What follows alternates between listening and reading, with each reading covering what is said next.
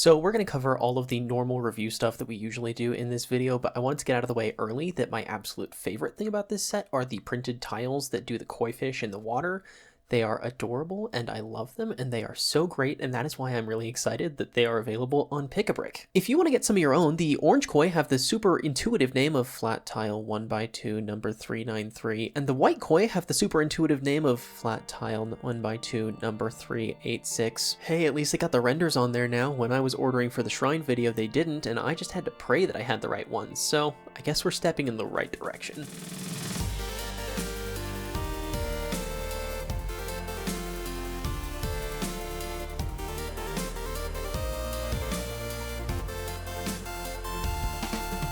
Today we are reviewing set 10315 Tranquil Garden, a botanical set that I thought looked cool on release but kind of didn't bother to get because there were other things that I thought were a higher priority. However, having recently purchased and built a copy for my upcoming Urbanized Dragonstone Shrine video, I can honestly say that I seriously misjudged how good this set was. I don't have any channel business today, so let's go ahead and jump right in. Starting just like always with the building experience, this set is fantastic, largely due to how accessible it is. Unlike a lot of the sets that are aimed at experienced collectors, relatively few of the techniques in this set are particularly complex or intricate. However, the techniques that are used are applied elegantly and to great effect. The end result is that for somebody who's an experienced LEGO builder, this will feel like a walk through, well, a tranquil garden, something that's relaxing and almost meditative. For someone who's newer to the hobby, however, this set isn't going to be overwhelming, but will produce results that are on par with some of the other best sets that I've ever built. There's none of the complex snot techniques or Technic geometry that were necessary to get the beautiful shaping on the Guardians of the Galaxy ship, with all of the absolutely beautiful results. The final product is an eye-opener for how beautiful and enjoyable building a LEGO model can be, the perfect way to whet your appetite for something more intense. And even acknowledging their simplicity, the cooler techniques that are used, such as building the bridge out of flex tubing or using trigonometry, don't worry, the builder doesn't have to do any of the math. To attach the pavilion at an angle, still end up being super stinking cool. As far as I'm concerned, the literal only shortcoming of this building experience is that it gets a little bit tedious putting all of the water tiles in the exact position specified in the instruction manual. However, in the face of so much good, that feels really nitpicky to say out loud. This set comfortably achieves a building score of 9.5 out of 10, which I'm not positive, but may be the actual best that anything has ever gotten on the channel to this point. Moving right along to talk about the minifigures in the set.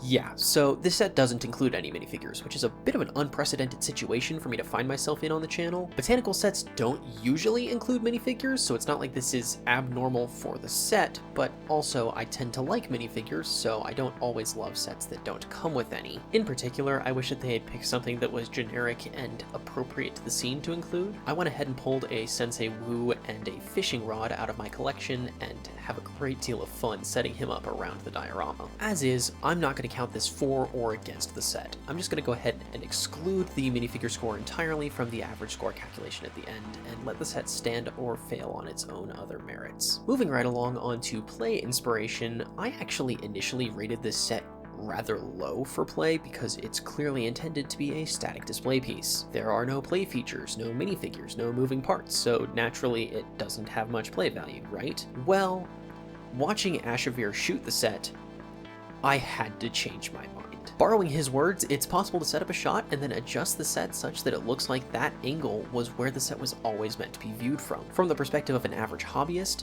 that means that it's possible to put this set anywhere that you want and then adjust the way that it's laid out such that it looks like it was designed to fill out that particular space. You might not play with this set in the sense of picking it up and swooshing it around like you would a Star Wars Starfighter. However, playing with where the different plants are laid out is legitimately playing with the set. Obviously, I described it as playing with it. I'm definitely over-articulating this. It may not be playable in the traditional sense, but it's definitely the best desktop toy that I can possibly imagine, especially considering that it is so pretty that your manager can't get mad about it even if they want to. Having considered and reconsidered my feelings about it, I would give this model a 7.5 out of 10 for play. With that, we arrive at the set's intended home field, display. I'm hard-pressed to find words that will articulate how good this model is on display to you when I have pictures that can do it better. As I've already mentioned, this set looks good from any angle except directly underneath. There's plenty of detail and It looks good from multiple different sides, unlike some sets that we've talked about on the channel. It's literally at the point where it's unclear if the set is even intended to have a front or a back, because literally any place you look at it from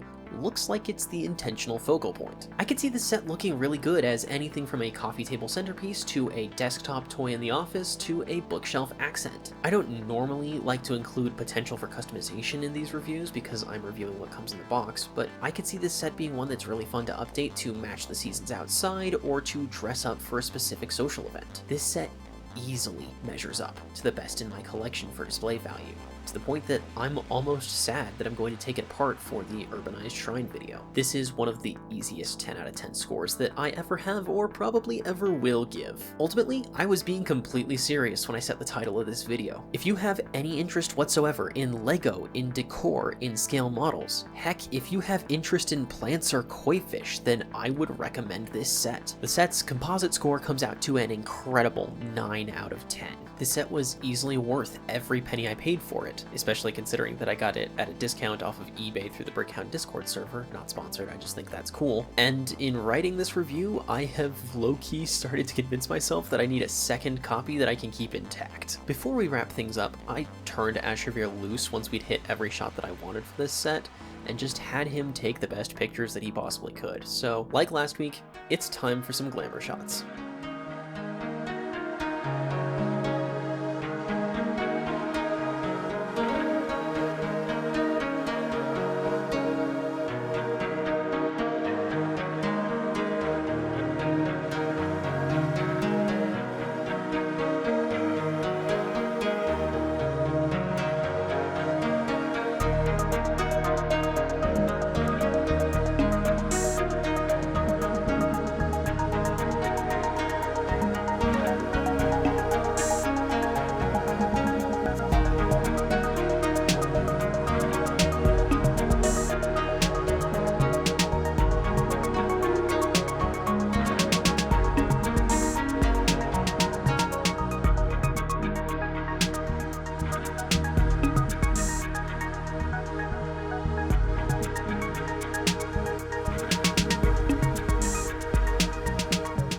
Alright, that about wraps up this review. As always, I'd like to say a huge thank you to my Patreons. Just being able to say that is something that is a huge motivator to me to be able to finish these projects in something that at least resembles a timely fashion. Thank you so very much. As always, the link to that will be in the description below. There's big things on the horizon that I'm really excited about. Thank you so much for your time, and I look forward to seeing you again soon.